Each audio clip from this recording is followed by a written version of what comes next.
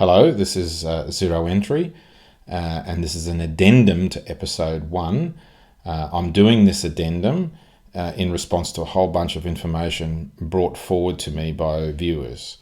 I'm still working on episode 2, and I'll say a little bit about that at the end. If you haven't listened to episode 1 yet, I suggest you do that before you go through the material in this video. The first thing that was pointed out to me was that there was some pre-existing papers from Knights and Gates in regard to zero entry mining. You can get your own copies of these if you want to read them. They're in the links below. Both papers had this graph in it, which shows that at different stages you can expect different values or productivities coming out of your system as you automate. I was intrigued by the step changes. In this case, there was 2. And my curiosity was kind of piqued, and I just wondered whether actually step change actually really ever happens. There's often lots of talk about step change in mining, but is there really any evidence that it actually occurs? I went looking and certainly found lots of consulting organisations that talk about step change, but I couldn't find any real evidence of, yep, look, we did it in the past. But I did find an analogue. I found this chart showing how cost of mapping the human genome changes over time. You can see that the rate of change is fairly consistent up until about 2007 and 8, where there's an inflection point where there's an improvement in the rate of change. I think this is more like what you're going to see, or what we have to achieve in mining. I will probably leave this to another episode in the future to kind of delve into what's the cause of that change in the rate of change, and see if there's any, if there's anything to be learned and applied in mining. The second thing that was brought to my attention is that this linkage between swap lines and mining has already occurred. This article, 8th of May, started linking swap lines with gold producers. Kind of makes sense. If you're a country in trouble and you need US dollars, obviously kind of gold is your first port of call. This author goes further and maps out various mining companies and shows what portion comes from negative swap line nations. It doesn't 100% align with the thesis of this channel. Our contention is this lack of swap line only really matters if you're food insecure.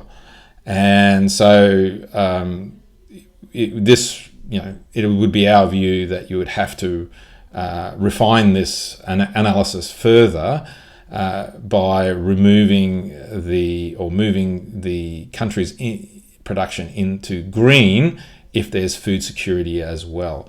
So I think this picture is more negative than it probably really is. So that brings me back to this food insecurity map that was put out by Zeihan.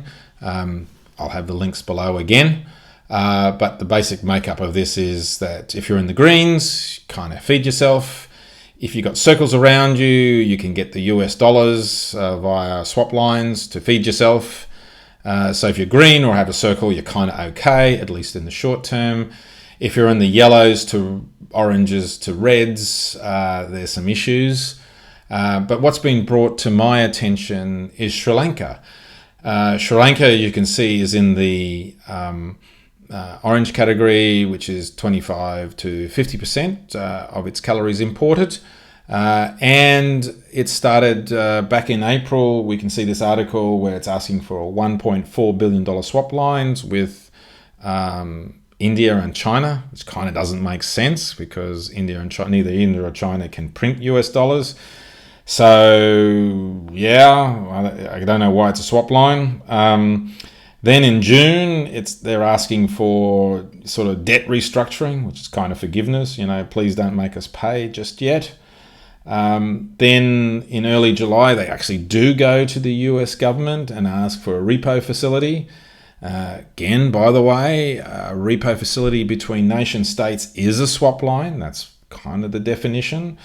And then a little bit later in July, they're touting about how interested everybody is in giving them US dollars for a longer-term bond. I think Sri Lanka has some problems. I think we're going to see some issues there. From a mining industry perspective, it's probably not a really big issue. There's very little of concern for the global mining industry. There's a bit of sand mining there. There is one asset that's being run by Iluka, so maybe we'll see something there.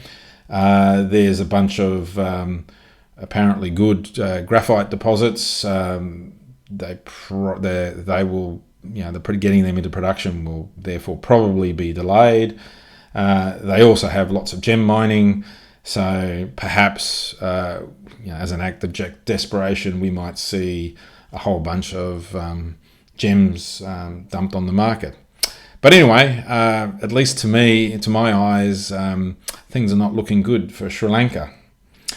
Now, as this situation unfolds, I suspect we'll see similar sorts of thrashing around for US dollars in some of the countries that are of more concern to the global mining industry.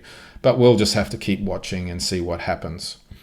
So that kind of brings to end my response to the issues brought up by viewers of this channel. I really appreciate it. I've learned something, which is part of the reason why I do this thing. I really appreciate all your feedback, and please, if there's anything else I need to know and I can share, please keep bringing it to my attention. In the meantime, I'll continue to work on episode 2, which is Software Eats the World, which is a series of claims by Mark Andreessen about how industry after industry will be transformed by software. But in the meantime, please hit the subscribe, the bell button, notification, thumbs up, thumbs down, whatever you think. Happy to receive some more feedback. Thanks, and we'll see you next time. Bye.